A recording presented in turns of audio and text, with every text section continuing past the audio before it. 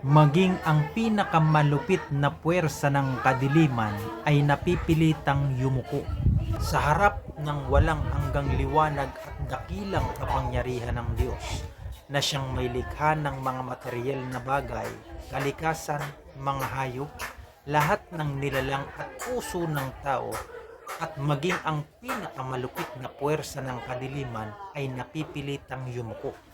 Ang pag-iral ng kasamaan ay napapawi ng isang salita ng kanyang pag-ibig at kabanalan.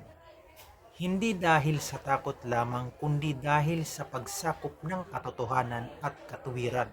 Kahit si Satanas ay hindi makakatanggi sa kabanalan ng Diyos, ang kanyang paghahari ng panlilinlang ay mabibiyak at napapawi sa liwanag ng biyaya at katotohanan.